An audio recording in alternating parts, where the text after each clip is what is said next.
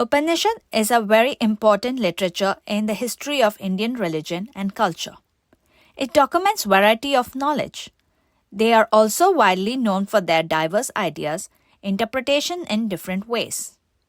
As a student, Upanishad knowledge can be challenging to read and experience due to various factors such as dense language and understanding the way it is documented.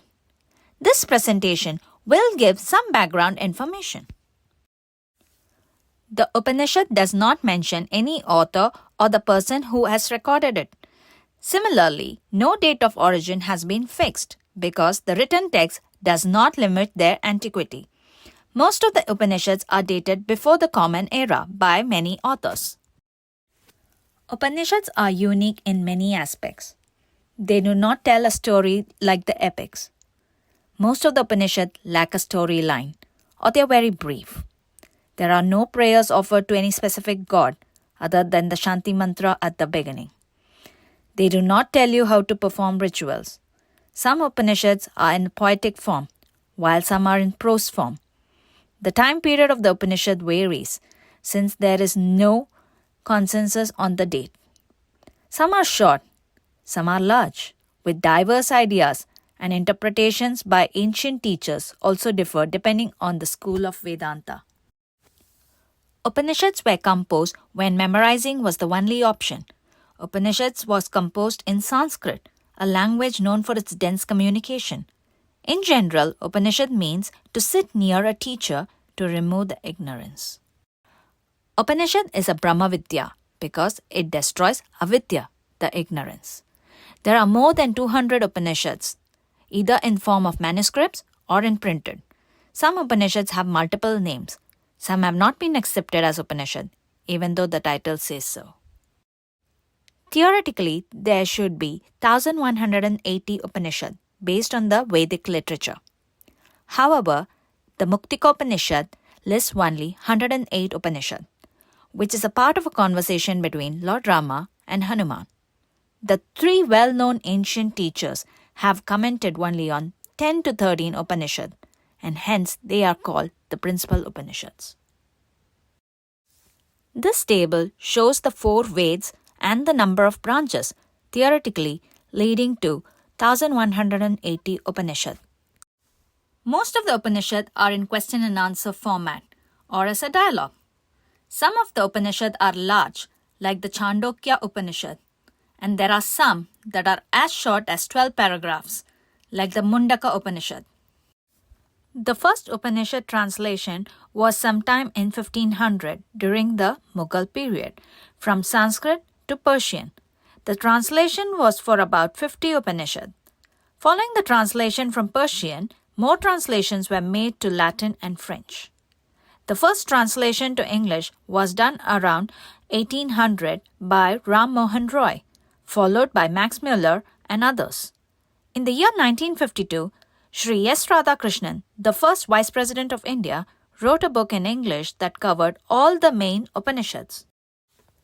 Ancient teachers like Shankara, Ramanujam, and Madhva have made comments on the principal Upanishad or the major Upanishad. The rest of the Upanishad, for which there are no commentaries by well-known ancient teachers, are generally known as minor Upanishad. Some of the minor Upanishad do repeat the stanzas of the major Upanishad. It is well accepted that the principal Upanishad are the foundation. The commonly accepted sequence is Isha, Kena, Kata, Prashna, Munda, Mandukya, Taittiriya, Atireya, Chandogya, and Brihadaranyaka Upanishad. Some hold that the oldest Upanishad are the most important and the later ones are less important. There are those who think that the prose Upanishad are the oldest, while some people believe that the older Upanishad are more fundamental than the others. There are some who believe everything is important, irrespective of the sequence and the period of origin. The Ishavasya Upanishad is sometimes referred as a poetic Upanishad or Mantra Upanishad. This Upanishad is the only one which occurs in the Samhita portion of Vedas. It is in the 40th chapter of Yajurveda. All other Upanishad occurs as a follow-up of the Brahmanas or Aryan castes. This Upanishad has been commented by many ancient teachers from both Dvaita and Advaita school of Vedanta. The 108 Upanishad are grouped in many ways: the principal Upanishad and minor Upanishad. Some of the authors also classify as earlier period and later period Upanishad. The minor Upanishad are further grouped under Samanya Upanishad, Sannyasa Upanishad, Skata Upanishad, Shaiva Upanishad, Vaishnava Upanishad, Yoga Upanishad. The number of Upanishad under each category also varies depending on various authors. Questions such as how many Upanishad to study and which Upanishad to begin with are addressed by Muktika Upanishad. This Upanishad is structured as a dialogue between Lord Rama and Hanuman. All Upanishads are standalone and can be studied independently. In order to understand the essence, it is important to have some basic clarification. All Upanishad texts in English are generally translated from Sanskrit. Some of the Sanskrit words have several meanings depending on the context. They are similar sounding words with different meaning. This table gives an example. Brahma is both masculine and neuter gender. It refers to the deity in Trinity, the creator of names and forms. Brahman refers to the supreme reality, also refers to Saguna with quality and Nirguna without quality. Whereas Brahmin refers to the Varna classification. Brahmanas refers to the collection of texts which contains hymns, part of the Vedic literature. Brahmana refers to the chief priest in Yajna. The subtle differences are important in different contexts. Similarly, some of the known objects have different names depending on the context. This table gives the names and the meaning given to sun and the moon. The sun is also referred to as prana, energy, life, ether, symbol of knowledge, whereas the moon is referred to as rai, matter, food, sustains life, symbol of enjoyment, and samsara. There are different types of mukti. Kaivalya mukti refers to mukti within lifetime. Jivan mukti refers to mukti now and here. Videha mukti refers to mukti after death. There are various types of mukti referred in various Upanishads. Clarity is essential to understand the context. To understand the essence of these can be a challenge due to translation limitation. Hence, the need for a teacher, online and offline, will be prudent. Many understand that Upanishad is a secret knowledge. A secret doesn't mean that it cannot be given to others.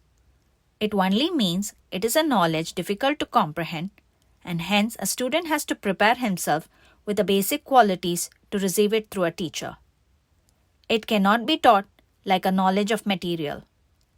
There is a clarity that this knowledge is open to everyone. Upanishad and Bhagavad Gita have interesting parallels. Upanishad's perspectives are found in Bhagavad Gita and other Vedic texts. The chariot and the inverted tree analogy are well known in this regard. The Brahma Sutra text systematizes and summarizes philosophical ideas in the Upanishad. Brahma Sutra consists 555 sutras and preliminarily about the nature of human existence. The main commentaries include Bhashyam by Shankara, Ramanuja, and Madhva. The Brahma Sutra text quotes the principle of Upanishad and also mentions some Upanishad that are unknown as on today.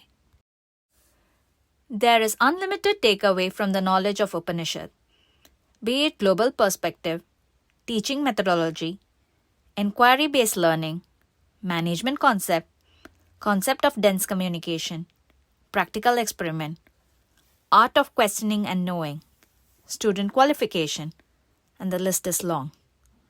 Hope you all enjoyed this brief preface to Upanishad. Hope this preface will be useful to all who have taken a first step towards Upanishad.